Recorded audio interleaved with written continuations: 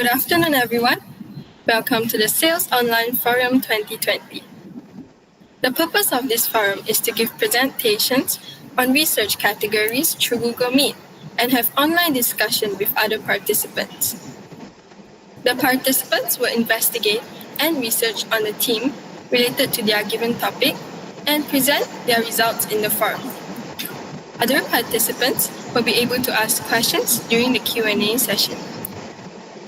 First, please allow me to introduce myself. I'm Kaylee, and I'll be serving as the moderator for this forum.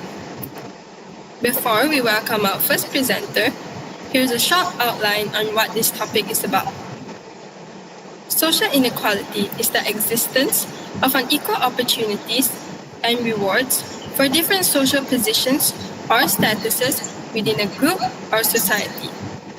For example, we have the income gap, gender inequality, healthcare, and quality education.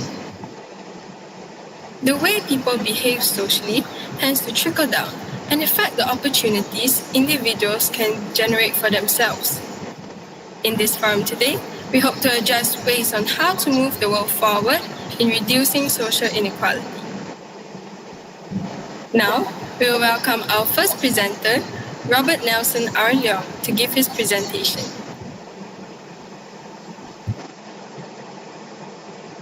Hi, mic test. Am I audible? Can someone from the panel just confirm? Yeah, we can hear you. Great. So good afternoon, everyone watching the live stream. I'm Robert Leong, though I prefer to go by the name Toby. I'm going to give a discussion on socioeconomic and healthcare inequality. So if you'd please allow me to share my slides.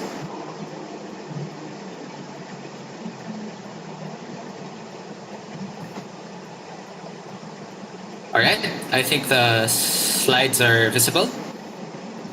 Yeah, we can see your slides. I'll begin shortly.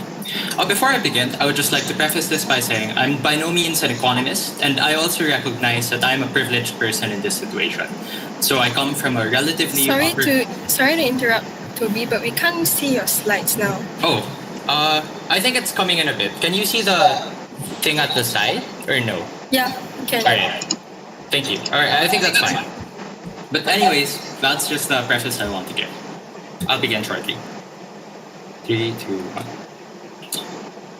1. A new threat is sweeping across the globe. COVID-19, as we all know, has infected hundreds of thousands and has the potential to claim millions of lives. But why is it that the virus, so similar to the common cold, has caused so much economic damage? The answer lies not in the nature of the virus itself, but rather in the symptoms of a deeper, more profound disease. A virus that has spread across the globe, a virus that we failed to diagnose, and a virus that robs millions of their dignity every year. This isn't COVID-19. Panel, these are the symptoms of healthcare and socioeconomic inequality. Good afternoon. In this talk, I want to demonstrate how the effects of the pandemic we currently see are linked to symptoms of a deeper problem, which is socioeconomic and healthcare inequality. Specifically, I'll be going over the question of what does healthcare inequality actually look like and what might we be able to do about it. There are 3 main parts to this talk. First, I want to discuss the relative cost of prevention. So why diseases affect poor communities differently and why poverty forces you to deprioritize health. Second, I want to talk about unequal access to cures, that there are high barriers to treatment, and millions every year still die from diseases that have been considered cured. And finally, I'm going to talk a little bit about what we can do to improve, how we can recover from this virus, how we can make healthcare more equitable, and what solutions we might need, and why we need to start rethinking our approach to health. But before that, I want to provide a brief background on socioeconomic inequality. Now, the past 10 years, to be fair, have been a period of unprecedented economic growth. 50 million people in ASEAN alone have been lifted out of poverty into the lower middle class. But that's at the surface, and people believed that economic growth would be the solution to poverty. Clearly, it wasn't.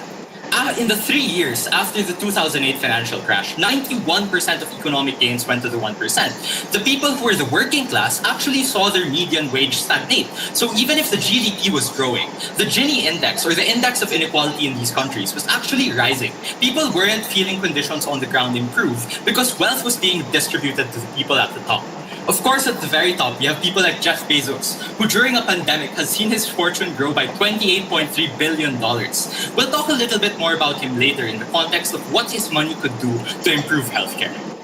The situation is the same in ASEAN. Out of all of the SDGs, reducing wealth inequality is actually the one thing we are sliding back on. We've actually made less progress in reducing inequality than we have before the ASEAN had formed. The top 1% in Thailand own 58% of the nation's wealth. The top 10% of Filipino families make 9 times more than the bottom 10%. Ultimately, the United Nations Institute for Development Research estimates that 580 million people will return to poverty due to the pandemic. And that's not a coincidence. It's because while these people were rising, we weren't investing in social safety nets for them.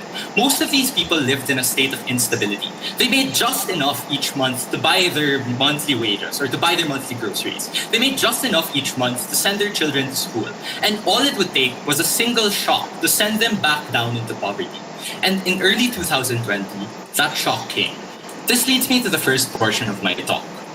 Now, what you're seeing here is a photo of the prisons of the Philippines, which are some of the most crowded in the world, along with the slums of the Philippines. While you and I can stay at home and prevent the virus that way, many of these people don't have that choice. These people are forced to live in cramped conditions. In fact, one 61-year-old inmate told Al Jazeera that his life was at that point in time was just waiting to die, waiting for the virus to claim him. That's because there's a different cost to prevention for you and me and the people at the bottom. To them, the choice is sickness or starvation. What do I mean by that? Firstly, it's a fact, if you look at the data, it shows that poor communities are more affected by viral illnesses like COVID-19 and like other pandemics in the past. The reason for this is because several reasons. Simply put, intuitively, you know that poor people can't buy PPEs, they can't afford it as much. But also psychologically, they're more likely to put themselves at risk because they have to keep their job to keep their families alive. They have to keep their job to make sure that their children can go to school every day. And doing that means exposing yourself to the virus. Doing that means exposing yourself to a variety of illnesses without the proper protective equipment. This is a situation that we've been facing for years. And now with COVID-19, we're seeing the ramifications of it. 7.5 million businesses in the US alone risk closure. That means 35 million people are likely to lose their jobs. And who is the government bailing out? Not these small businesses. They're bailing out large corporations, people who are already wealthy and people who are already at the top. The threat to the poor isn't just financial, it's also psychological. In the recent pandemic, we've seen rates of anxiety and PTSD increase in poor communities. We've seen rates of domestic violence increase in poor communities. We see that the cost for people at the bottom to stay at home is very different from the cost that you or me face. But why should we care, right? We're privileged. We get to live in the comfort of our own homes. The reason is, those who cannot stay at home become carriers. And society as a whole pays the price. We saw this happen in Singapore, where it was the immigrant communities that eventually became the centers of outbreaks because they had to live in cramped quarters and because they had no alternatives. This is why the cost of prevention is highly different, and this is why inequality matters in dealing with a pandemic. But what happens when they eventually do get sick, right? What happens when the unemployment rates go to a record high and people eventually do have to go to the hospital because of the virus? This is another photo taken from the Philippines. I'm sure you've seen many photos like this online. Healthcare workers working their hardest to deal with patients with inadequate facilities. This is because the poor have to pay for an ounce of cure, the poor have to pay a pound of gold or a pound of their livelihood or everything they've made just to access cures to very basic diseases that we've treated in the past. This isn't unique to COVID-19. The WHO estimates that every year, 745,000 children still die from measles, a disease that we've made a vaccine for 50 years ago. In 2016, 1.6 million people still died from diabetes. And that's no coincidence. It's because insulin prices over the last decade haven't gone down, even with the access to generic medicines and even with access to new research. Markets and corporations are keeping the prices of cures high, making sure that people on the ground have to pay massive insurance costs. And people who need the cures the most are the people who are being denied of treatment. And that is the price they pay. It isn't just in terms of the cures itself. It also matters what nation you're from. The race for a vaccine to COVID is likely to be affected by vaccine nationalism, a new and rising phenomenon, where countries are taking a my nation first approach. That's to say, the US bought up the entire stock of remdesivir, a drug which reduces hospital times for COVID, even at the cost of developing countries. So even if a vaccine does get developed by 2021, it probably won't reach the developing world where the most number of people are dying for another couple of years. And that's the scale of inequality we're dealing with. That's the type of inequality we have to face. So you might think this is something that's insurmountable, something that's so hard to deal with and so hard to make the situation better. But in reality, if returning to the statistics of how much Jeff Bezos makes, he makes enough to buy a ventilator every 10 seconds. In a couple of weeks, he'd have enough to buy ventilators to double the supply of ventilators at every US hospital. Subsidizing an ICU cost in the Philippines with $1 million could subsidize 140,000 hours of ICU cost in the Philippines. This is but a fraction of the wealth of the 1%, and this is but a fraction of the money they're going to continue to make. But it costs lives, and it is the lives of the people at the bottom that are lost when we do not take this opportunity. This leads me to the last part of my talk. How can we get better? What can we do to recover from, and how do we achieve equity in healthcare? I admit that this is a structural problem and it's going to be very difficult to solve. I don't have all of the solutions, but I think we need to start looking at healthcare access and inequality not as privileges, but as a right that every community has. We need to look at new ways of providing social welfare. For instance, with the rise of COVID-19, people have been looking at providing people with a universal basic income. So no matter who you are, no matter where you live, you'd be guaranteed a monthly check from the government. While some people consider that handouts, it might be the solution to the economic pressure they face. Because whether or not they lose their job, they can now afford to stay at home. They can now afford to keep themselves and their families safe. They don't have to face the relative cost of prevention. They don't have to face the relative barriers to accessing cures. There are many different solutions we can begin looking at. But I think it starts with improving our social welfare systems and seriously considering more redistributive policies, especially in the developing world, especially in countries like Asia, which are now seeing inequality rise. At the end of the day, what I want you to take away is this. The greatest threat to human life is not any single disease, but inequality that has robbed us of our humanity and will continue to plague us unless we start taking global action now and we start making things more equitable now. Thanks, everyone. These are my sources. Thank you, Robert. Now it'll be time for our Q&A session. Does any participant have a question they would like to put forward to Robert? I do have a question for Robert.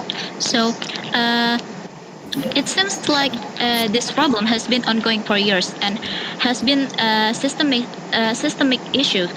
What do you think is the most effective way we as youth can do to prevent this problem from going on any longer? You're right. It is Sorry to interrupt, Robert, but can you stop your screen sharing, please? Oh, sorry. Is that all right now? Is that better? Yeah, thank you. All right, so to address Hulwa's question, she's right. It's a systematic problem and it's very hard to solve. As the youth, I think the most important things for us to do are twofold.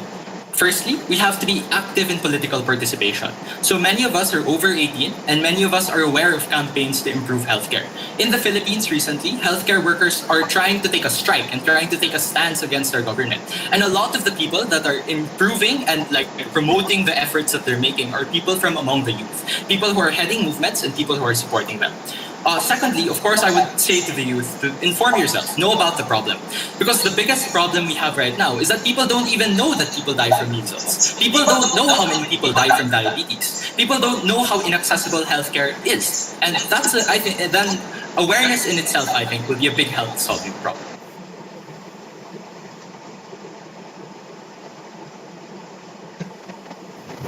Thank you, Robert, and thank you, Hua, for your question. Does any other participant have a question for Robert?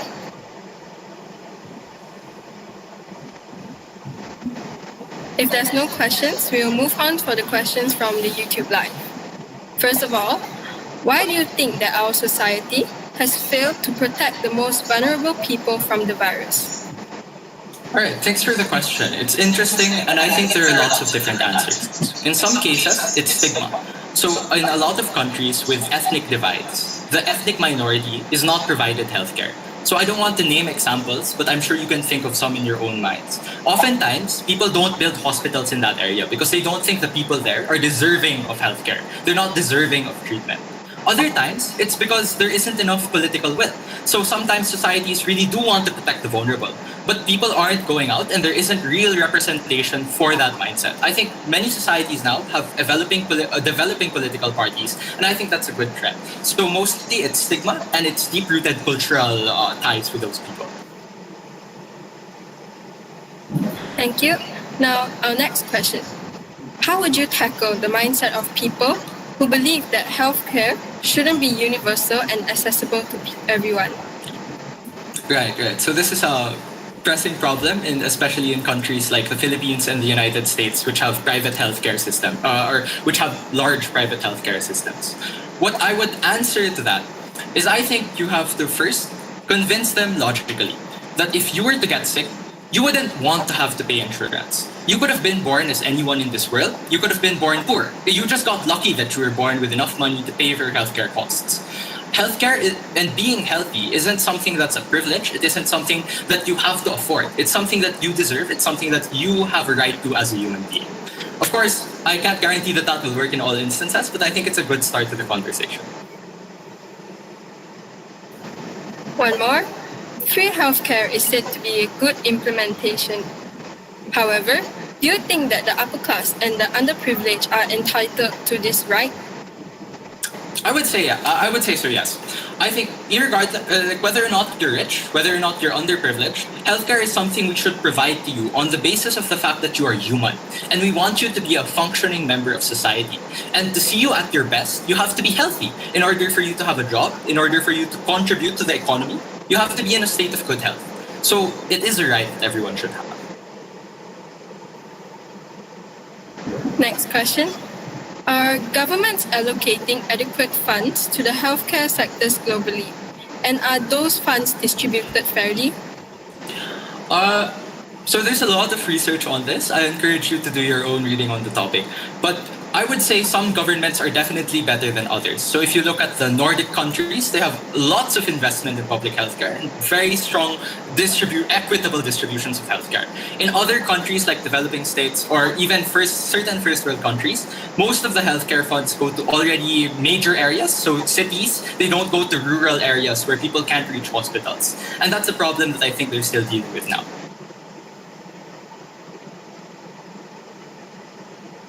Next question. Do you think that universal and free healthcare will have negative repercussions on a country's economy? Again, so this is another interesting topic where there's lots of research. I think the research shows that if people can pay for healthcare, they're more able to contribute to the economy. So a lot of our economic loss comes from when people get sick and they can't pay or go into loans or because they can't pay their hospital bills. Like when you get sick and no one's there to take care of you, or in the worst case you die, obviously that's a worker that is lost from the economy. I'm oversimplifying it a lot, but let's just say that health is the first prerequisite to having economic growth in many instances. Thank you, Robert, for your presentation and for answering all the questions.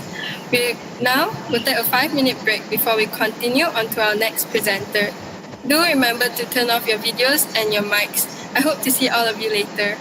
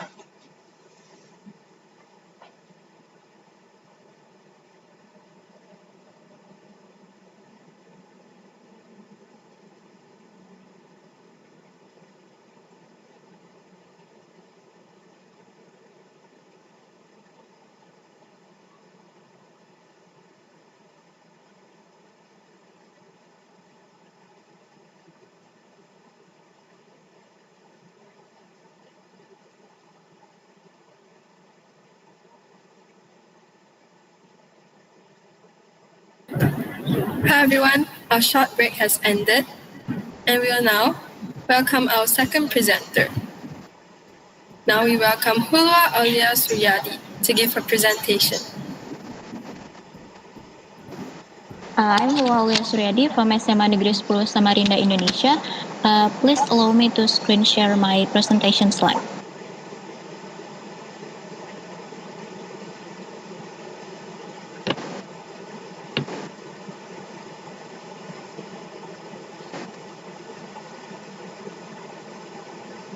Can you see my presentation slide? It's on portrait mode. Can you make it landscape? Wait, is it okay now? No, it's still the same as just now. Okay, wait. How about now? No, it's still the same. But Hulwa, would you mind Yeah. if our tech support team presents your slides instead? Oh yeah, it's fine.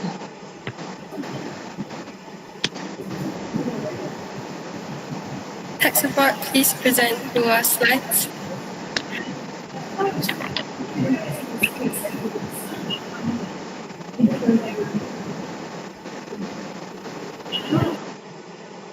Yeah. I'm Aulia Suryadi from SMA Negeri 10 Samarinda, Indonesia, and I'm going to talk about gender inequality in Indonesia. The purpose of my research is to give information about the situation in Indonesia and also to raise the awareness about the importance of equality in the society. Moving on to the next slide. Yeah. Gender inequality was born because of the thoughts that one gender is more superior than the other. In many cases, it's mainly men who are considered on the upper level, resulting in the thoughts that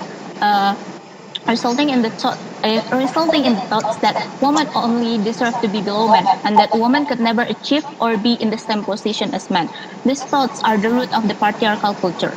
After decades of being treated unfairly, women all around the world starting to realize their worth and chose to fight against the injustice and initiate change through gender equality movements. One of the biggest breakthroughs of the gender equality movement was the creation of UN Women on July 2nd of 2010. Same with other countries. Uh, Same with other countries. In patriarchal culture in Indonesia has been such a tradition in society for so long. This was shown on how people would think that women should only be placed on the domestic realm and how women's lives are all about kitchen, cleaning, and be good wives to their husbands. Women were also more likely to be respected because of their status as someone's wives, someone's daughters, or someone's relatives, when in reality they should be respected because as a human being. Moving on to the next slide. Despite all of that, some women recognized the injustice and chose to fight against it at that time.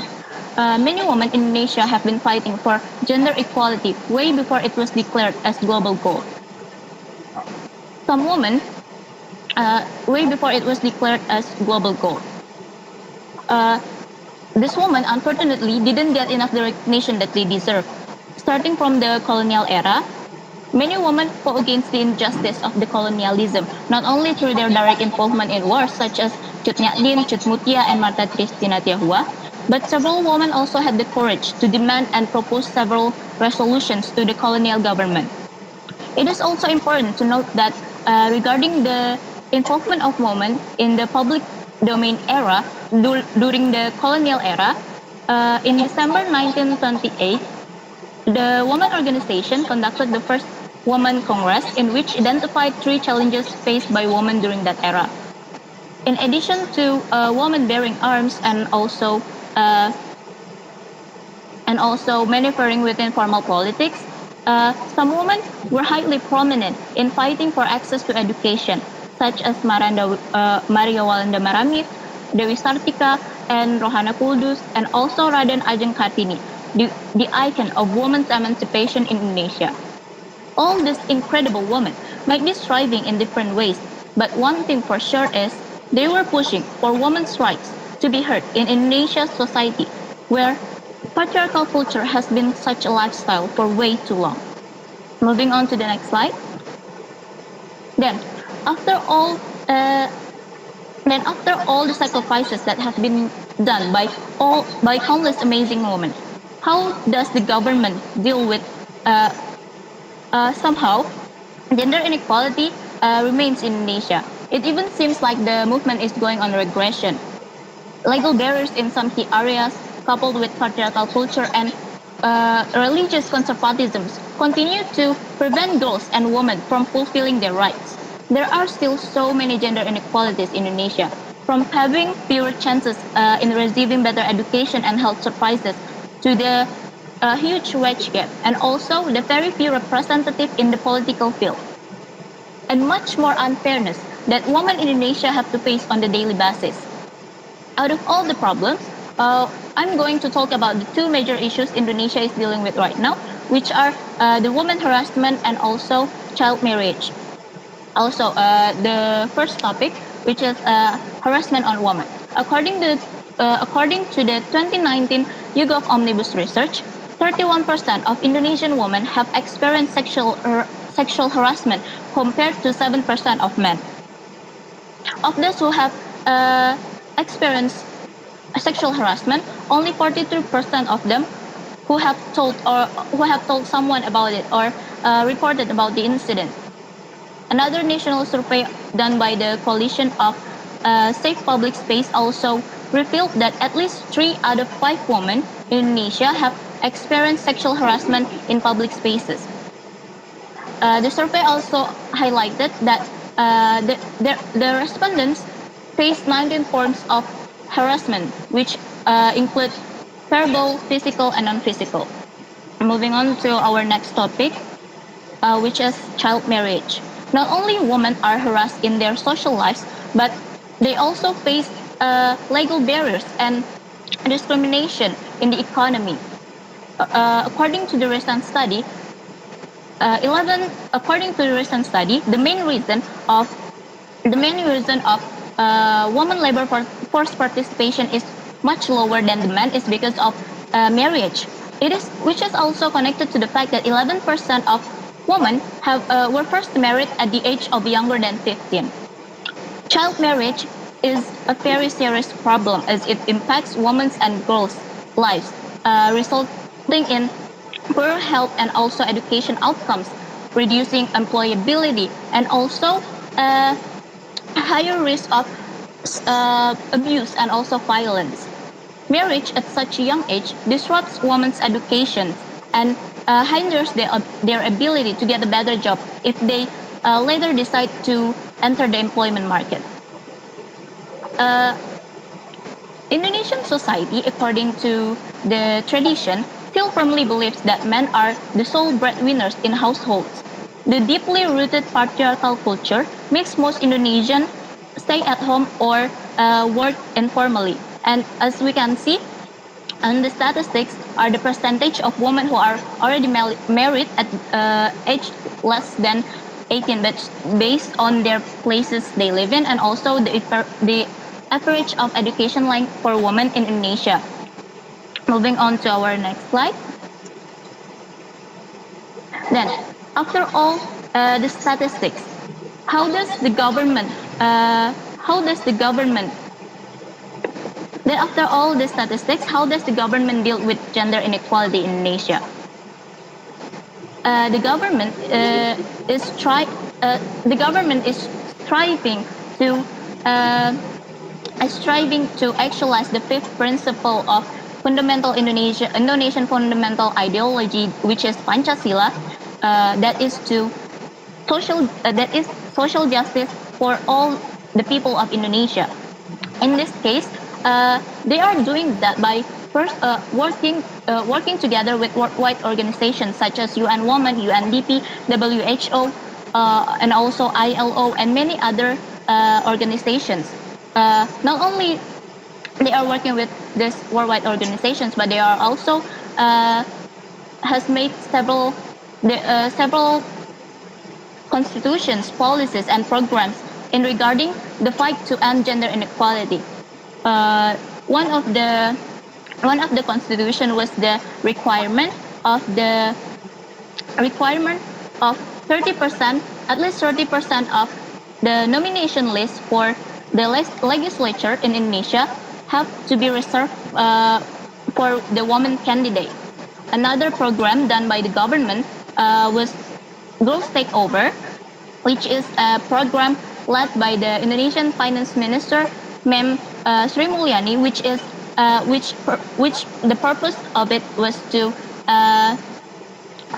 raise the awareness about the woman's role in the public spaces, and also not only that, it's nowadays it seems like the government has is paying more attention to this issue by one of them is by the recognizing the sexual violence eradication bill, which has yet to be legalized. After all, it seems that the government has done is not doing much, but they are surely working on it. Next slide. Moving on to the most important part of my presentation, what we can do to help. So, gender inequality is not only the government's problem, but it is also our responsibility to ensure that everyone has their rights and get the justice that they deserve. There are so many ways we as youth can do to help. One of them was to call out sexism and harassment. Based on the statistics that I've mentioned on the women harassment, there are so many forms of harassment, and it is so important for us to understand about it so that we can identify and intervene it when we witness it ourselves. Because it seems now that there are still not so many people understand about it, and also many people still do not pay enough attention to it. Incidences of sexual harassment has been such a plague in Indonesia, and the methods taken by the government has yet to protect women from it. So it is the time for us to protect each other instead of just depending on the government. It is time for us to protect each other, and by making sure that everyone feels safe in the public spaces. Also, the second one is to commit to a cause. Initiating change needs to start within ourselves, and there's nothing such as two small actions. The first and the most important way is to just show up and show that we care about an issue. We can start by sharing an article or news about it, or we can. The most important, the one thing is to open the discussion, bring up this topic, bring up this issue as a conversation or a discussion on our real life, with our families and our friends, so that more people understand about the issue and more people are aware about the issue. And the last one is to teach girls their worth. As I've stated before, that child marriage has always been one of Indonesia's serious issue regarding to the gender inequality. Putting Indonesia up to among the 10 countries with the highest child brides. But child marriage is a complex problem, as it is influenced by several factors such as socioeconomic, education, religious interpretation, and tradition. So therefore, we need also a multidimensional approach in regarding to responding to that. And also, the survey stated that there are three actions that are needed to be done in order to protect girls from child marriage, which are providing access to formal education, and also educating youth on the reproductive health and rights. And also the most important one is to promoting gender equality on the grassroots level. So that is all I have to say about this topic. Thank you for the attention. Thank you, Hua, for your presentation. Now we'll have our Q&A session. Does any participant have any questions they would like to put forward to Hua? Hi, Hulwa. I have a question for you. So, one of the reasons women are afraid to come out with their stories is because they're scared of victim blaming, that people will say it was their fault that they were sexually harassed. How do you think you can deal with that? For me, I think the best way to respond to this kind of people who like to victim blaming is to educate them. Yes, I know their opinion is so wrong on so many levels, but if we are just going to judge them, and then they won't think otherwise. And also, we need to educate them. We need to educate those people. How can we educate them?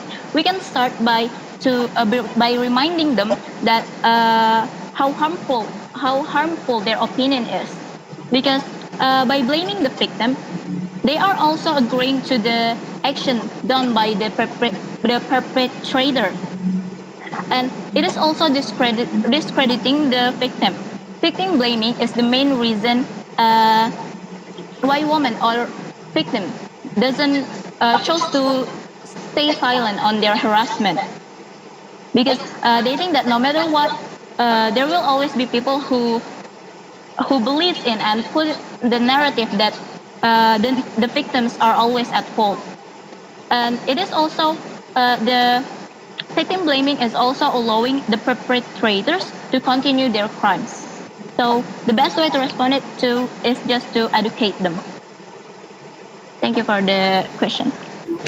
Thank you, Robert, for the question, and thank you, Hua, for your answer. Does any other participant have a question for Hua? If no one has a question for Hua, we will move on to the questions from the YouTube Live. For the first question, on a scale of 1 to 10, how important is it to have equality from all aspects in our society? From scale 1 to 10, of course it is 10. Equality is just like what Robert did on his presentation. Equality is something that a human is born into, you know. Equality is part of that human. So, yeah, it is important, really important. Thank you, Hua. We will move on to our next question. What is an example of the patriarchy in Indonesia? The patriarchy in Indonesia, maybe it's just like in other countries, but it's worse. And one of them was in the job section. You know, there are things such in the society. There are things such as this is a woman's job, and that is a man's job. That's the kind of patriarchal culture we have in Indonesia in the job area. Thank you. Now to our next question. Don't you think it is also important to include the LGBTQ community in discussions about gender inequality? Of course, yes, it is. And I think about Indonesia, because we are so full of religious conservatism. It is also more important for the youth of Indonesia to speak up on the LGBTQ community, because because in Indonesia it's still such a taboo to talk about LGBTQ. It is what happening in Indonesia right now, and so as the youth, we need to open the gate. We need to bring up such things into the discussions. Thank you to everyone for their questions, and thank you, Hua, for your presentation and answering everybody's questions. Now we will move on with our 5-minute break before we continue on to our next presenter. Please do turn off your microphones and switch off your cameras. See all of you shortly.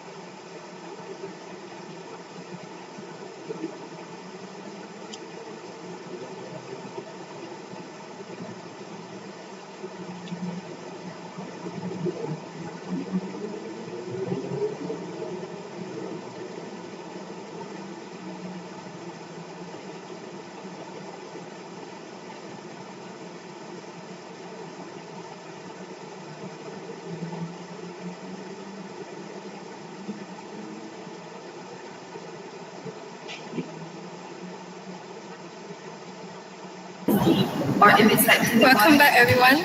Our short break has ended. Now, we welcome our third presenter, Charlotte Fabiana Frastika Tinambunan.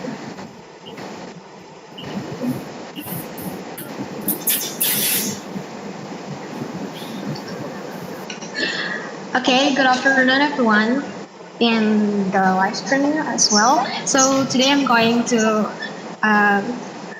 present about health gap in Indonesia. So please allow me to screen share my presentation slide.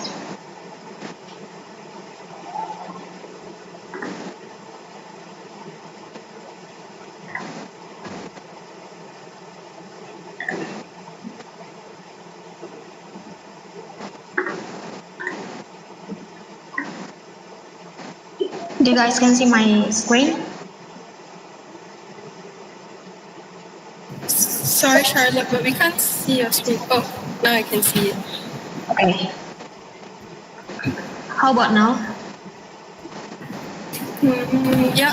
Is it visible? Okay. Yeah. Okay, so I'm going to start it. So I'm Charlotte Fabiana. I'm from SMA Negeri Samarinda, Indonesia, and I'm going to present about health gap. So the first thing that I would like to tell to all of you guys is about what is health gap, what is actually health gap is. So health gap are difference or gaps in the equality of healthcare or medical service because of several regions that still not provided proper medical services. And this commonly we could figure out on our society that being a serious issue of unequal human rights. So it contains structure and recurrent patterns of unequal distribution of good, wealth, opportunities, rewards, and punishment. These inequalities are often transferred into the field of health, which can be seen at the unequal health condition of different groups, the levels of health rates to which this group are exposed, and also in terms of differential access to the resource available in the health system. And it is no coincidence that most of inequalities observed in the area of health are directly related to inequalities observed in other levels of social life. Health inequality generates unequal possibilities in relation to the ability to take advantage of scientific and the technological advance in this area.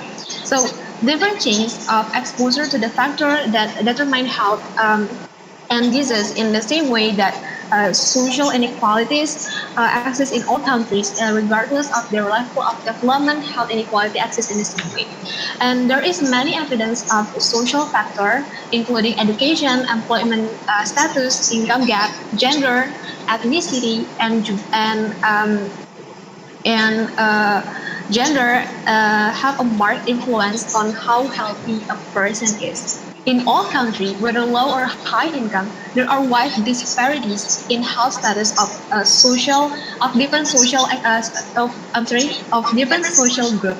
So the lower an individual social economic position, the higher their rates of poor health. So health inequality are systematic difference in the health status of different population groups. So these inequalities have significant social and economic costs both to individual and society. So besides how people with lower social economic positions have been treated differently, main problem that might worsen the status of health inequality is how unequal distribution of medical service and facilities. So let's take a look on the screen. So let's take a look on the data on the screen. So it was how Indonesia looked like on the map. So our country is, as you guys can see on the screen, our country is divided by several big islands, and for the capital government, it stay in Java, which is marked as a blue one. So let's closer to this one.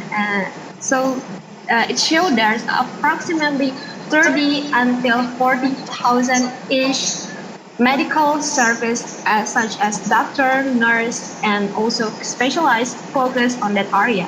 Meanwhile, in other region who marked as a red, it's about around 19,000 or even less than 1,000 medical service spread in the region, especially in remote area that really hard to reach.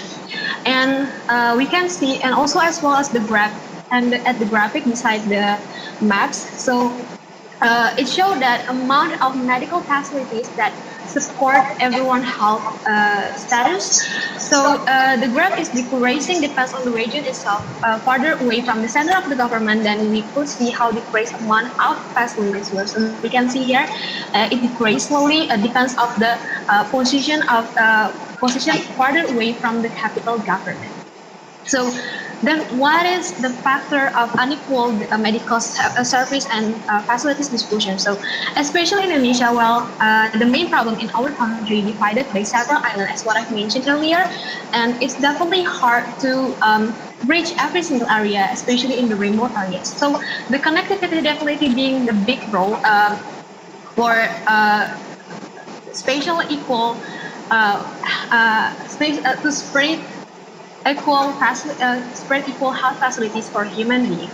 So this factor, besides to build risk amount of health gap, it also can increase social inequality status. For example, those who has a good position in social economic will get good service because in the region have been provided by enough medical service and facilities. Meanwhile, in those in remote area just get standard service and facilities that's not really capable enough to support their in-health status. So we can see how health gap being a big impact for a human being that should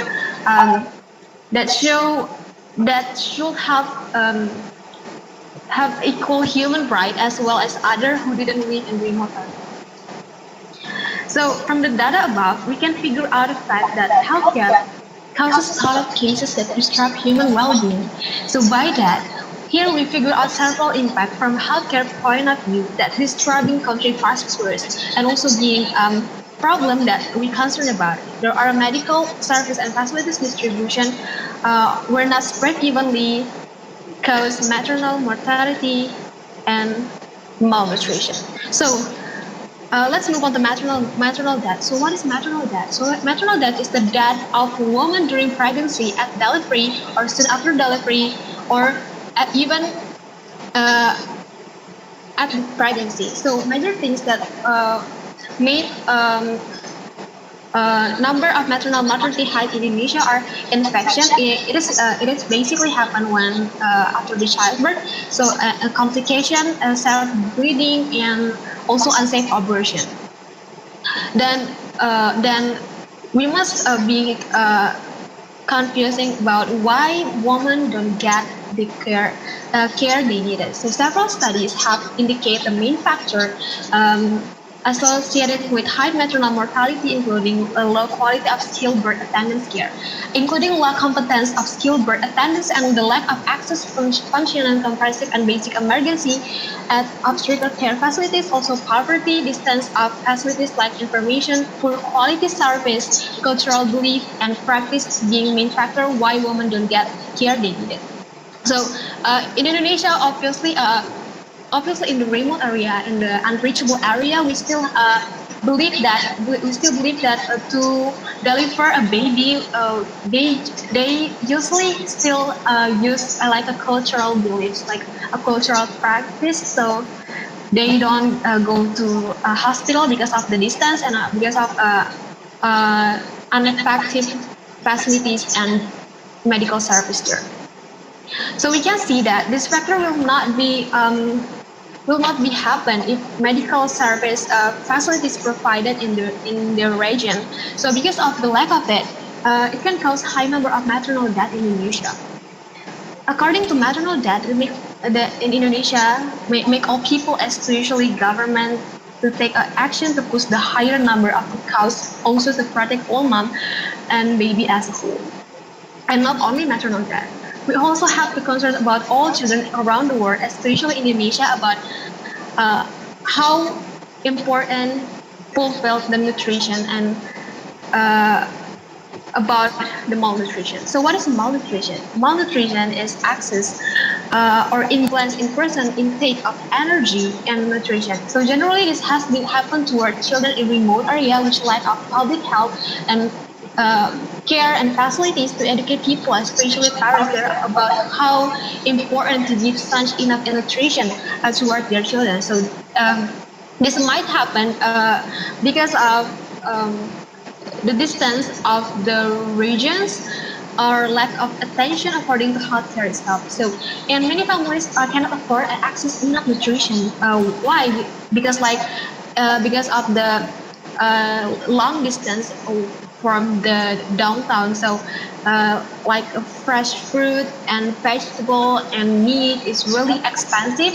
Rather, compared to the salt and sugar are more cheaper and are more available in their region. So it's quite common to find undernutrition and overweight within the same community, household, or even individual. Where we also can see how big the distance about human existence around the world that has been a problem. Next. So in this slide, we could see how the graphic, how the graphic show us about stunting trends and burden of malnutrition. It said that it were about 7% children had stunting and around 30.7% children underweight because of suffering of not affordable nutrition provided in the region malnutrition. So Indonesia experienced a malnutrition burden among its under 5 population as 2030.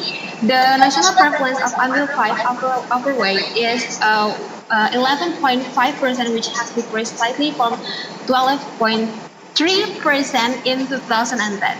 And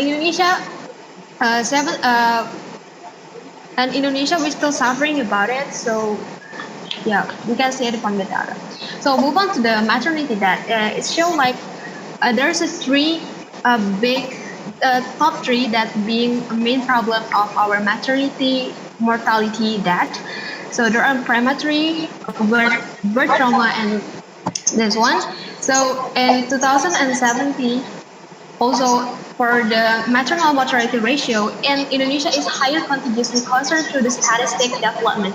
It is estimated that 20,000 women die from complication of pregnancy or childbirth per 5 million births each year.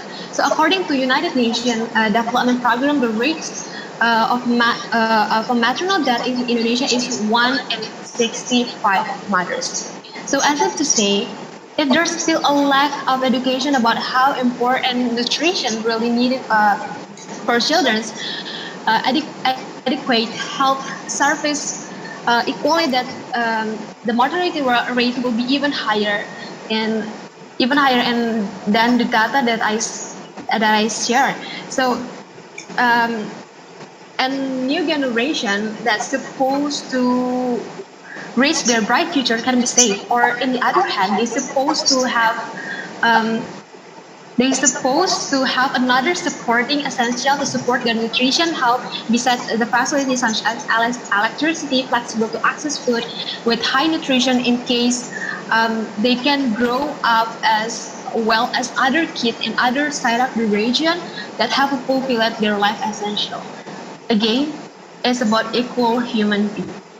And for the mother after birth, they are deserve to have a professional service to support them before and after birth to avoid maternity death.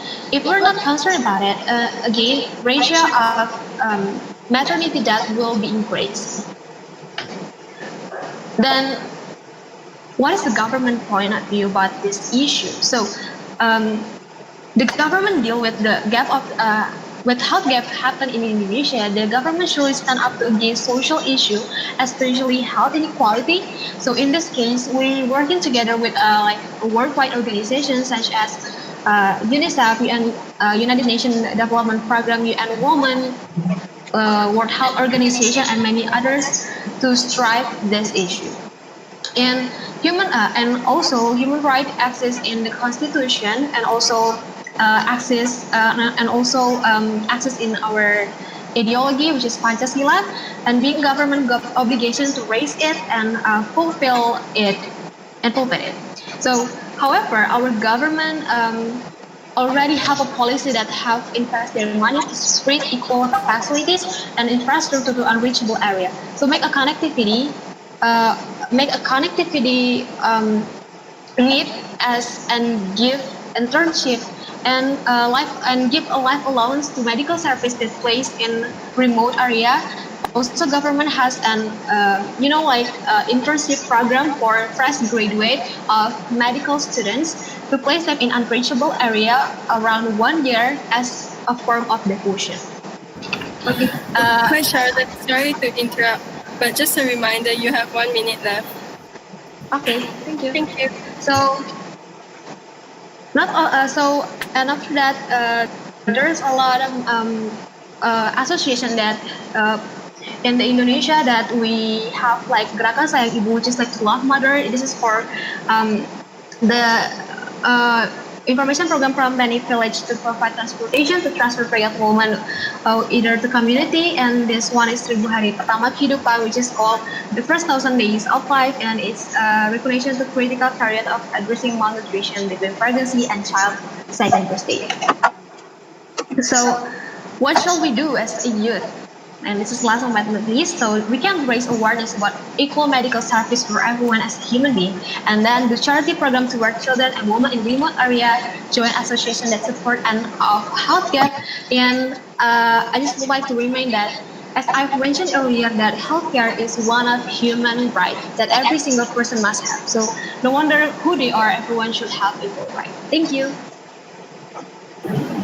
Thank you, Charlotte, for your presentation. Now we will have our Q&A session. Does any other participant have questions they would like to put forward to Charlotte? Hi, yes, I have a question for Charlotte.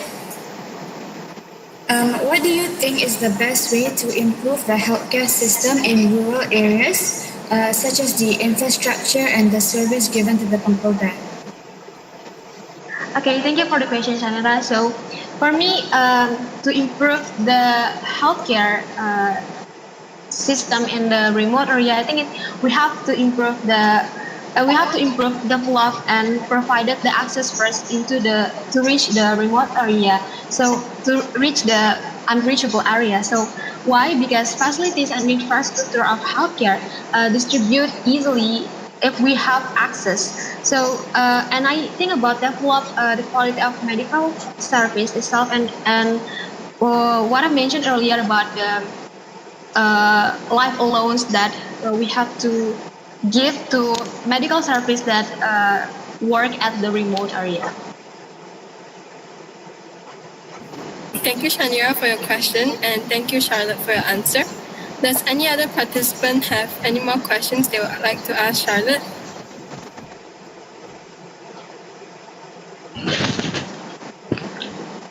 If it's a no, we'll move on to our questions from the YouTube Live. First of all, what are the causes of... How do we identify and get the healthcare facilities to the people who need it the most? Okay, thank you for the question. So for me, it's about a priority. So we have to know about which region that really need most about healthcare and facilities about and facilities. So we have to put a lot of we have to know about which priority that we have to being the first thing that we have to help them. So yeah, I think that is the best way for identify and for get a healthcare and facilities to people who need it most.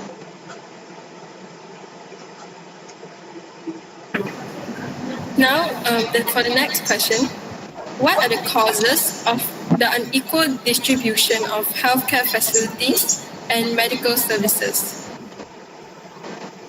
Oh, okay. As I've mentioned before, and I already say it on my presentation, that the causes of unequal distribution of healthcare facilities. So we can beside of lack of nutrition and juga lack of medical service, and we can and the death ratio will be, and the graphic of death ratio will be increased even more higher than the last year. So I think that will be like the big problem of all countries if we still if we still not concerned about unequal distribution. Thank you. And our last question, how is the healthcare system in Indonesia work? Okay, this is like the interesting question. So, how is the healthcare system in Indonesia work? I think I accidentally my mom also worked in medical service, so she always every weekend, not really weekend, but she just like doing survey to a remote area. So why I'm really concerned about this topic, because I have seen my mom that she struggling to reach the unreachable area, and she tried to help people there, and with improper growth there. So, and after she come back from her work from the unreachable area, she always told me about how the situation of people there, and they really needed about healthcare facilities and systems. So my mom can inform to the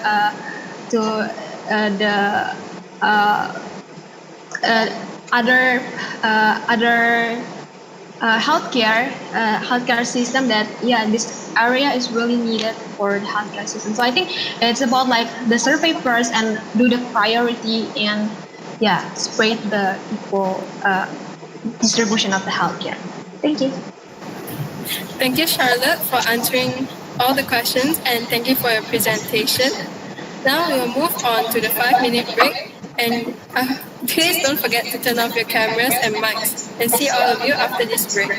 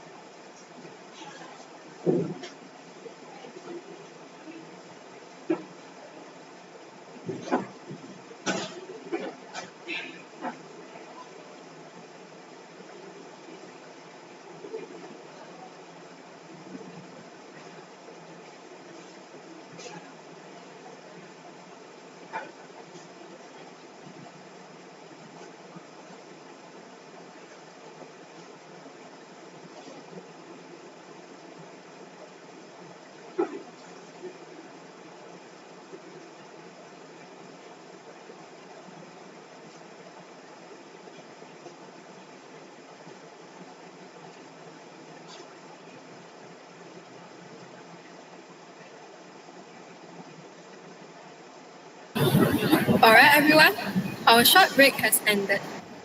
And now, we'll welcome our next presenter, Shanira Karnanar, to give her presentation. Hi everybody, my name is Shanira. I'm from Sri Aman Girls High School, Malaysia. My research topic for today is gender inequality at workplaces. Please allow me to share my screen.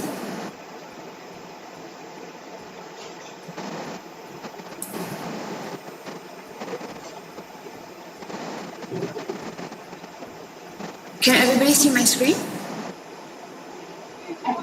Yeah, we can see your screen. Okay. Let's start with what gender inequality is. By definition, gender inequality is giving people different opportunities due to perceived differences solely based off their genders. Thus, gender inequality at workplaces is gender-based imbalances of individuals in power and command over management. My first question is, why is gender inequality still happening in the 21st century? Well, the first reason might be due to traditions. People are trying to keep to their traditions and what they're taught. Last time, women were expected to stay at home and help around the house, while men went to work and boys went to school. And they were expected to keep to these teachings, thus leading to more women not being expected to work and men being expected to work a lot more. Other than that, gender inequality is talked about so often. We hear it everywhere we go. We hear so many people say gender inequality should be stopped. It's bad. But how many people do we know that is actually trying to mitigate this crisis? Other than that, it is also due to gender norms and stereotypes. The different genders are perceived to act a certain way. They are perceived to act or fulfill a specific stereotype and have a specific set of skills, which will only increase the likelihood of gender inequality at workplaces. With gender inequality comes a lot of cons, and I have highlighted two disadvantages that might happen at workplaces due to gender inequality. The first one being corporation disadvantages. When there is no variation in point of views, there is a lack in dynamic discussion.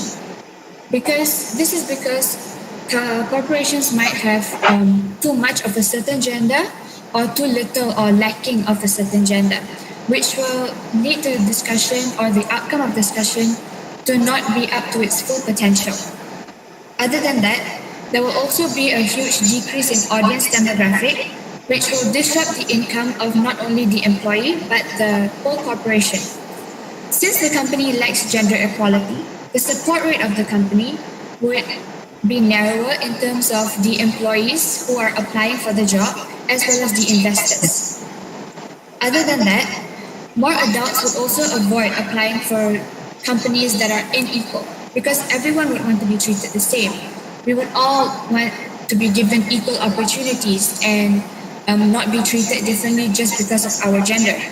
Thus, companies that do not support gender equality would have a much difficult time recruiting people, leading to a much higher job turnover. Other than that, there's also a disadvantages to its employees. For my first point, in my opinion, I think would be experienced more by women or female employees. They aren't able to get higher ranking positions such as the CEO position or the MD position. And even if it is possible, there is a higher possibility of a male employee receiving that position instead, even if there is a female employee that can do much better at that job. Then my next point would probably be experienced more by male employees who are not able to balance their work and family lifestyle.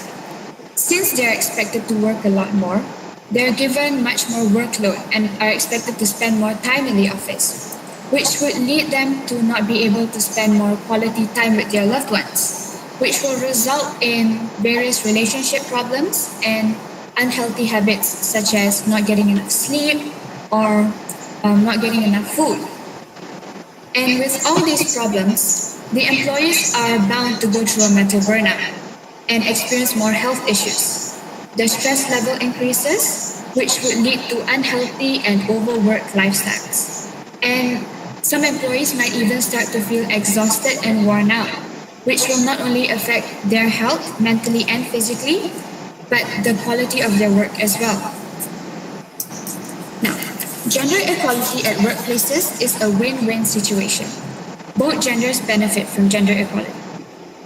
For men are able to have a more balanced work and family lifestyle. Since they aren't expected to work so much, they get to spend more time with their family members. They also get to focus more on their health and their own lives other outside of work. And as for male employees who are fathers, they get to be more involved in their child's life and watch them grow up and be involved caregivers. As for the female employees, they have better access to better income. So they don't have to rely on other people to have a stable income. And I think this applies most for women employees who are single mothers as well, who not only have to feed themselves, but their child as well. So this shows that they don't have to rely on other people to live comfortably or to get basic needs. And other than that, the stereotype of women not being able to obtain higher ranking positions will also be broken. If gender equality at workplaces is achieved, both genders are able to understand each other better. They can find common ground and work together to achieve a common goal. Other than that, there will also be less stress and less health problems among the employees. Employees will also get to live happier and healthier lifestyles, which will significantly improve the life satisfaction of employees. Here I have some data proving Malaysian workplaces that show gender inequality. So the first one is the United Nations has listed Malaysia as one of the top countries in encouraging women to participate in applying for jobs of higher ranking in the public sector. As for the pay gap differences in Malaysia, women degree holders on an average get about 76% of what men get paid in 2017. Other than that, in 2004, the government committed to filling at least 30% of the key roles in the public sector with women. And in 2017, women comprised of only 36%. So as you can see by this data, the numbers have a slight increase, but as I said, it's very slight, and gender equality is yet to be achieved. Now moving on to what we can do. First, we can start by giving them a voice. We can ensure the employees that their opinions matter and that their opinions should be taken into account, just like any other person. Next, corporations can take part in promoting equal gender rights at workplaces. Ideally, companies that are bigger or have a bigger platform should set an example to other corporations by allowing equal gender rights and equal opportunities to their employees. For example, Deloitte was ranked by Forbes as one of the best places to work at, as it is very gender equal and it provides maternity leaves for fathers and mothers. So new parents who have a newborn have time off to focus on their child. Other than that, having a vision that is proactive and effective. The government, companies, and society should work together to promote gender equality. For example, New Zealand has a static gender gap difference since 2017, as all their employees are receiving equal pay roles solely based off their job rankings. Youth responsibility. First, we can start by holding forums, discussions, talks, research meetings such as this among each other often. This is so that we are able to raise awareness to the public, especially the children and the youth, who are going to be the leaders of the future. In my opinion, I think the message could be conveyed easier if it's coming from people of the same age, as we are able to relate to each other more. Other than that, highlighting the problem of women in receiving lack of food and shelter, as well as receiving stable income and higher paid positions, can be highlighted through communities and organizations. This is so that we are able to show the importance of both genders and how we need to balance them out to ensure happier and healthier lifestyles to everyone, as well as a more balanced economical value to the country. This message should be taught to the youth from a young age so that they are able to stand up for what is right. As a result, we are able to gain a sense of leadership and actively take part in issues concerning the future. And other than that, we will also have a firm belief for what we stand for. In this case, is gender equality. We are also able to share our concerns with people in charge as we will gain confidence. So people in charge, such as the policymakers, company owners, and the government, should listen to our problems. Other than that, we are able to engage the support of more people, especially the youth, in achieving gender equal rights. This is all from me and my presentation. Thank you. Thank you, Shanira, for your presentation. And now we'll move on to our Q&A session. Does any participant have any questions they would like to put forward to Shanira?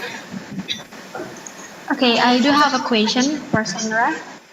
So, as well as we know that currently men or boys are dominate to being in a leadership role, how you or we as a youth support to speak up for women or girls out there for more senior roles as equal as men do? Thank you. Okay. So thank you for your question, Charlotte. What I think is very effective is we should actively speak up. So other than social media and promoting gender equality on social media, we can also take part in silent protests. So going to places which we know are gender unequal and protesting there. Or other than that, we can also sign petitions and do it constantly, not just jumping on the bandwagon, such as the BL Black Lives Matter program, when everyone was signing petitions and suddenly it just stopped and only a few people were actually doing it and not everyone else was like taking it into account anymore. So what I think we should do is constantly sign petitions and actively take part in promoting gender equality. Thank you, Charlotte, for your question, and thank you, Shanira, for your answer. Does any other participant have questions they would like to ask Shanira? Hi, Shanira. I just have a quick question. Is there also a gender wage gap between straight individuals and members of the LGBT? I think there is, because in general in Malaysia, the LGBTQ isn't talked about often or isn't represented as much as they should be, which causes for the lack of payroll as well, because their voices aren't being heard and they're mostly looked down upon in Malaysia. So yes, there is an income gap. Thank you, Robert, for your question, and thank you, Shanira, for your answer. Does any other participant have any more questions? All right, if there's no more questions, we shall move on to the questions from the YouTube Live. For the first question, do you think other factors besides gender pay play a role in the gender wage gap? For the gender wage gap, there are other factors, but the main factor is probably because of gender equality and how certain genders are looked down upon and how they are expected to act a certain way. So some people who stand for a certain gender would only expect this gender to do this specific skill. So they would only recruit this specific gender and they will get the pay. When the other gender, they didn't do research or they didn't even involve the other genders and they wouldn't know, thus leading to them not getting enough pay. So I think there is other factors as well, but this factor is probably the main factor and the most contributing to gender inequality. Now for the next question. What do you think we, the younger generation, can do to break away from the problematic traditional views on gender roles? Well, first I think that we're on the right path, kind of, because a lot of the youth have social media accounts, and we're all not afraid to voice out our opinions on social media accounts. So if we carry this on and if we bring it to higher ground and constantly raise awareness on this, we are able to overcome the problem. And As for the traditions, we should realize that time is passing and that everything is changing and everything is modernizing and everyone is having a more broader mindset. So it's only fair if everyone gets with the time and actually, do what they can do now and use everything they have now. Thank you, Shanira. For the next question, do you think Malaysia should elect a female prime minister? If so, why? I wouldn't say elect the female prime minister just because she's a female. We have to take other things into account, like whether she can actually lead the country. But I don't see a problem with a female prime minister. As long as she has the sense of leadership and she can lead the country well, it doesn't really matter what gender she is. Thank you. And on to our next question. Why do you think that there's a stereotype that women don't work hard at their respective jobs? Like I said before, it's a stereotype because it's happened so much in the past. People are looking back at the past and not taking in what is happening in the present. So last time they were always taught, oh yeah, women are going to stay at home and they're going to help around the house. So they're probably not going to do enough. They're probably not going to do a good job at work or at office spaces. So I think that's one of the main reasons why female employees are poorly represented, even though it's not true.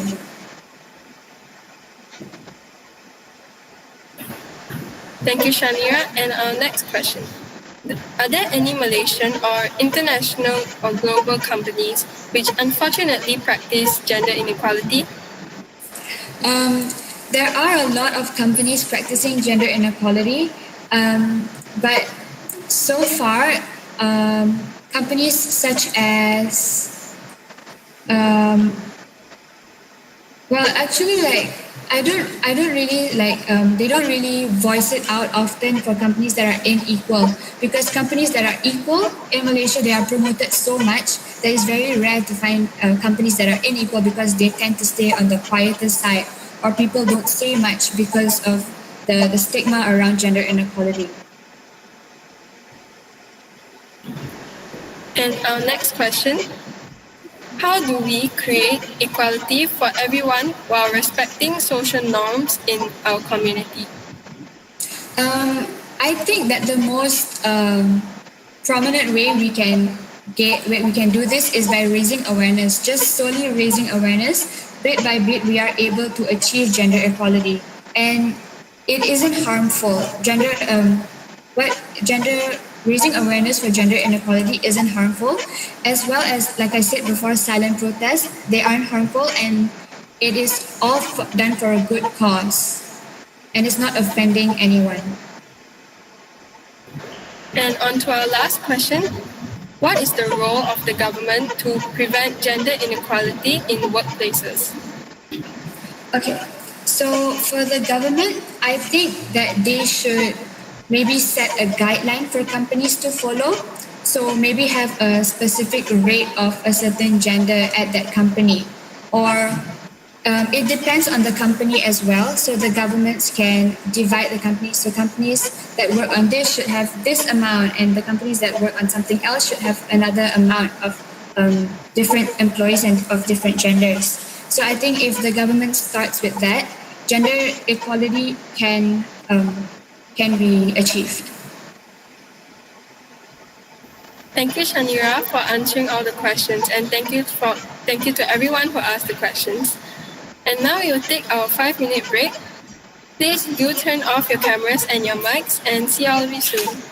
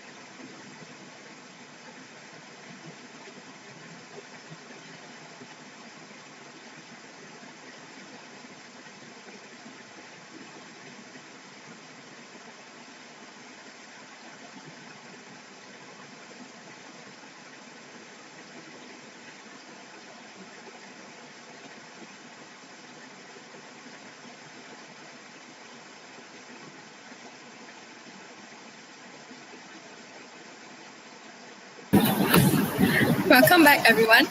Our short break has ended. And now, we'll move on to our last, but definitely not least, our last presenter, L. Francine O. Cervantes. Hi, good afternoon, everyone. I am El Francino Cervantes from Philippine Science High School, Zamboanga Peninsula Region Campus. Please allow me to screen share my slides.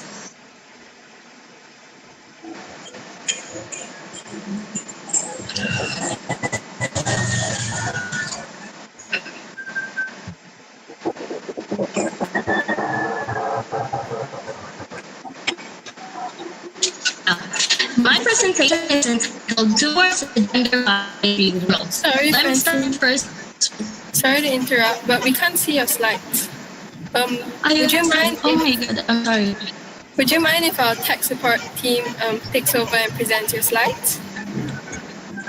Wait, let me see. It says that I'm presenting now. Wait. It's okay.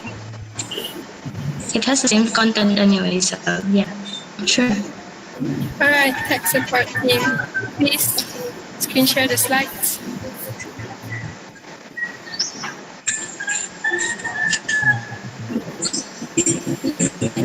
All right, Francine, you can start. Is this? Oh, I can see my slides now. Wait lang. Okay.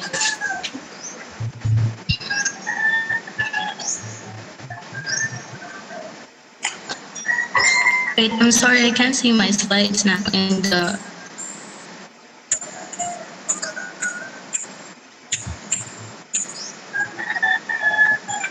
No, it's presenting already?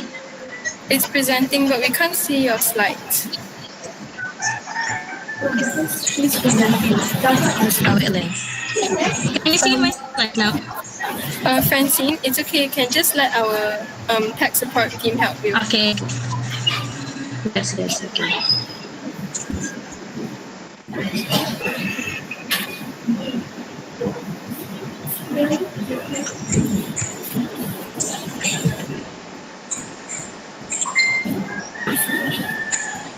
Can you see your slides, Francine? No, I still can't. Oh, okay, it's there. All right.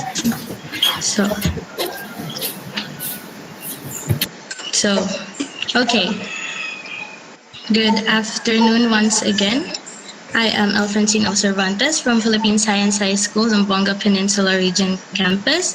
And this is my presentation about gender inequality. So the title of my presentation is Towards a Gender Bias-Free World.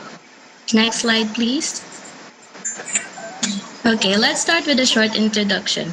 Now, what is social inequality? Well, according to Science Direct, social inequality existed from the time of Aristotle and Plato up until today. So it includes social hierarchy and exclusion because of the difference in classes, gender, and statuses, and etc. Now, next, what is gender inequality? So it is an idea that one gender is greater than another. It contributes to unequal treatment and enjoyment of rights of men and women due to gender roles that are set by the society. Now, why did I choose this topic? So what is my purpose? I know that this is a very common topic and because it exists in every part of the world. So that is the main reason why I choose this topic.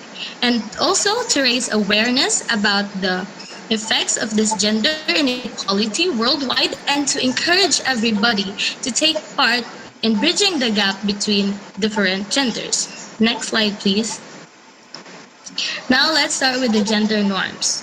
Well, according to Sislag He and His in 2019, it is a society followed and accepted roles from men and women, which affects their access to resources, freedom, and furthermore, their power, voices, and sense of self.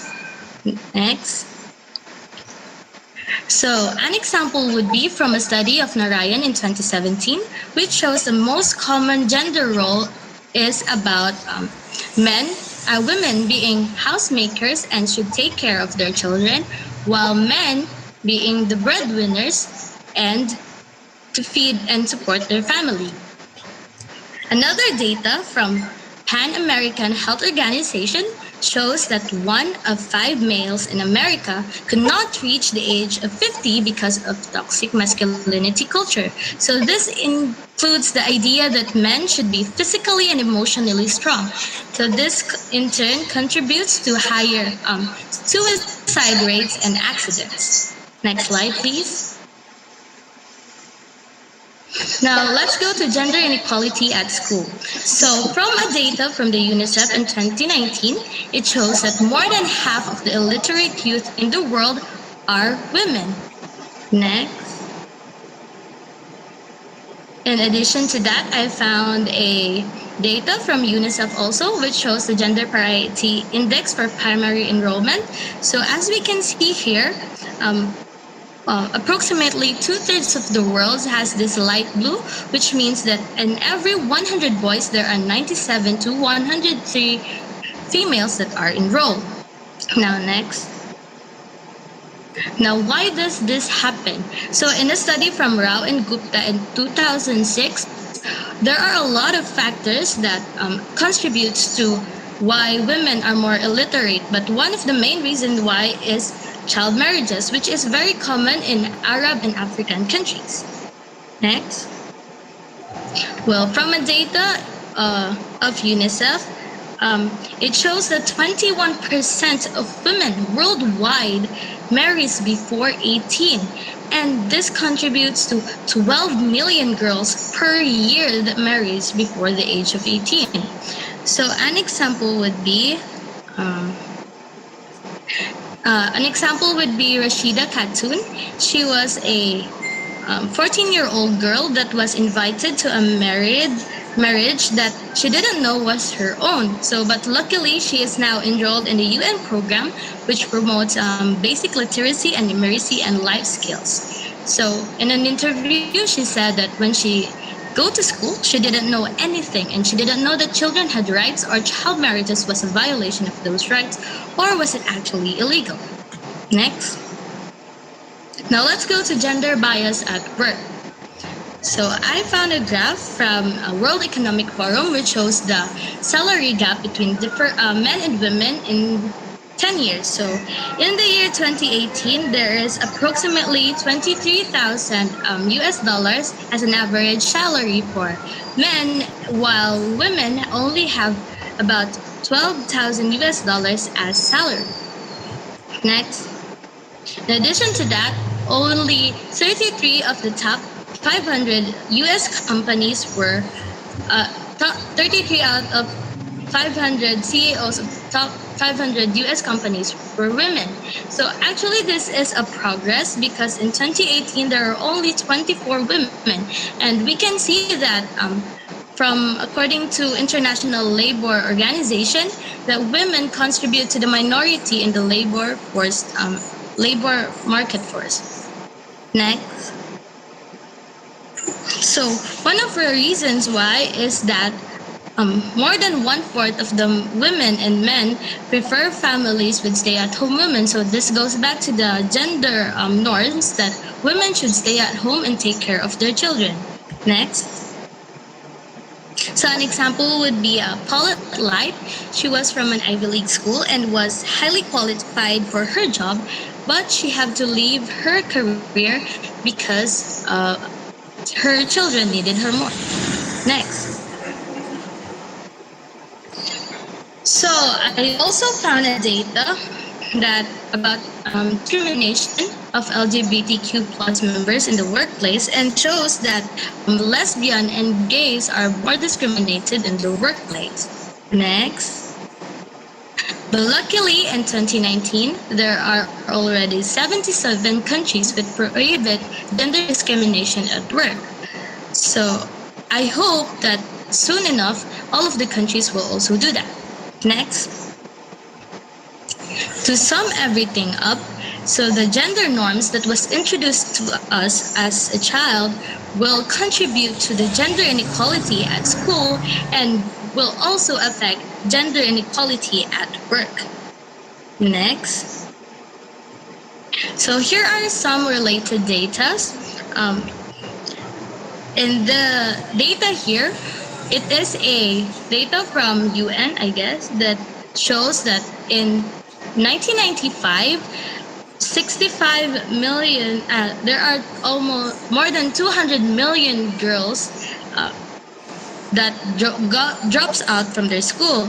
Well, in 2020, there are only 100 million girls that dropped out from their school. So this is actually a bit of a progress, and it shows that there is a 10% increase in the female youth literacy, and child marriages were not that more often.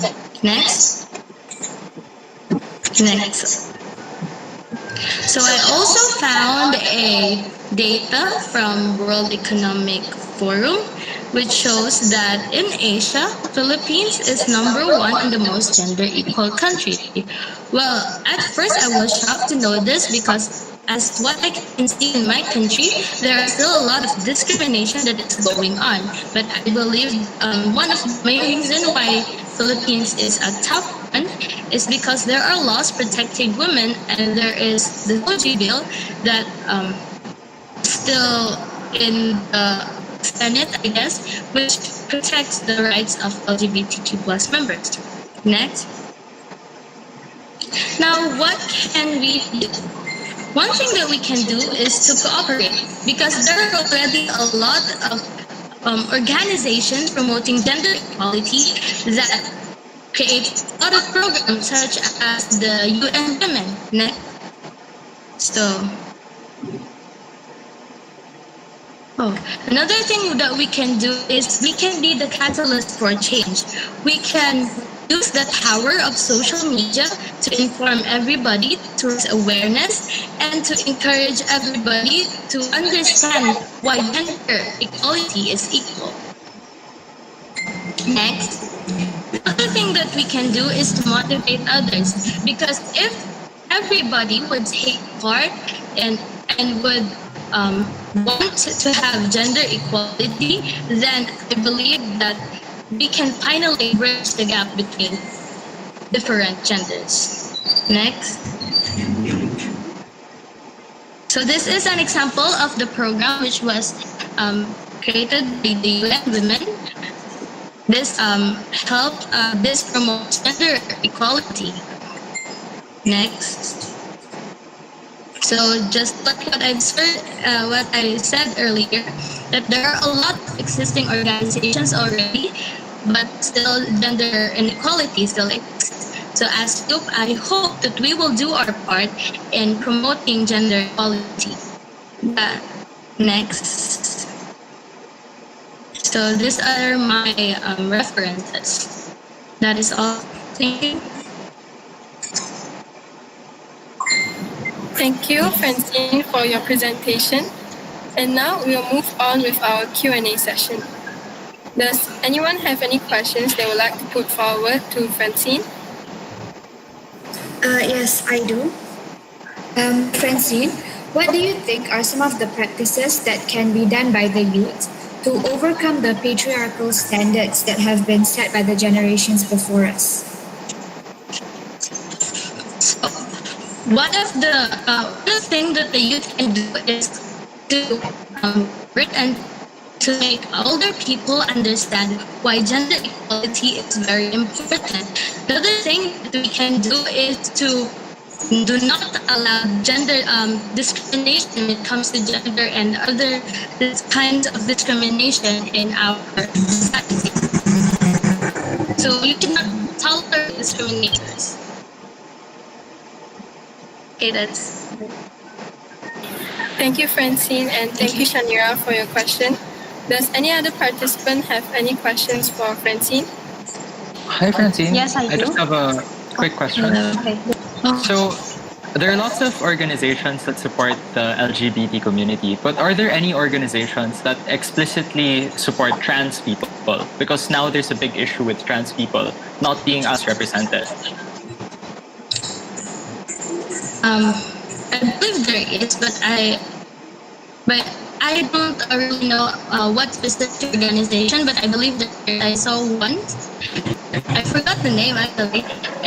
But when it comes to LGBTQ, there are already a lot of organizations and people that are promoting the rights of LGBTQ and protecting them.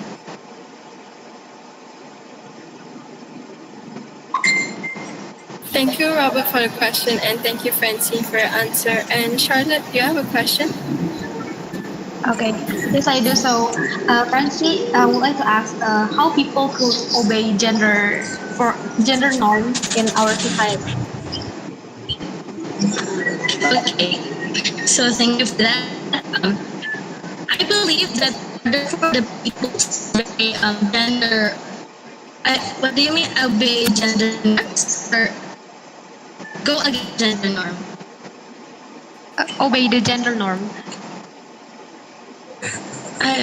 I actually believe that we should, if the gender norms are preventing someone to do something that they want and preventing them from having certain opportunities and rights, then we should go against the gender norms. That is my stand against on that. Thank you, Charlotte, for your question, and thank you, Francine, for your answer. Are there any more participants that would like to ask any more questions?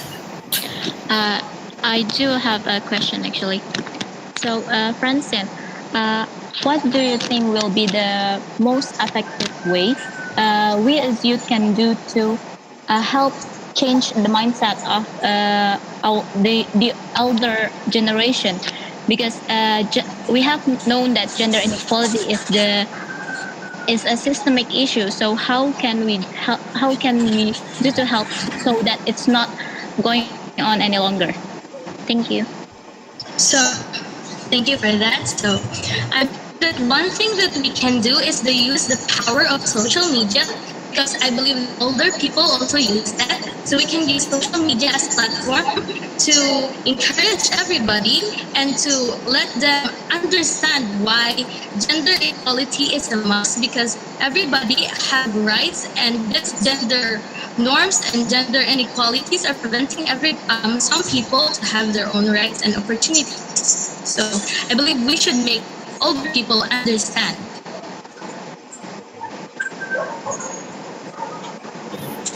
Thank you, Hua, for your question, and thank you, Francine, for your answer. If there's no more questions from the participants, we'll move on to the questions from the YouTube Live. So the first question, have you or anyone you know faced harsh... I'm sorry, I think Francine is having some technical difficulties. Please hold on for a moment.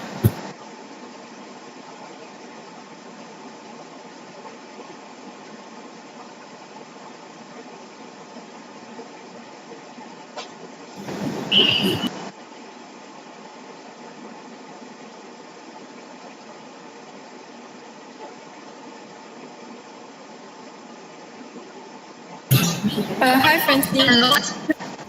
Yeah, we can hear you. The maximum. I'll repeat the question. Have you or anyone you know faced harsh rejection based on your ethnicity or gender? Well, friends who are having a hard time saying to the parents that are gay or bisexual, because they are afraid that their parents might disconnect them, and there are a lot of people that are rejected from jobs because they are lesbians or gay, and I believe that should stop, because everybody should have the opportunity to do something that they want to show themselves to the world. That is all. Thank you, Francine. And our next question. I don't think we have any more questions after that. Thank you, Francine, for your presentation. And our forum for this session and the Sales Online Forum 2020 has come to an end. First and foremost, thank you to all our panelists for providing their insightful views on the topic social inequality. And thank you to all of you who attended this forum. We do hope it has benefited you in one way or another. And we hope to see all of you soon. Thank you.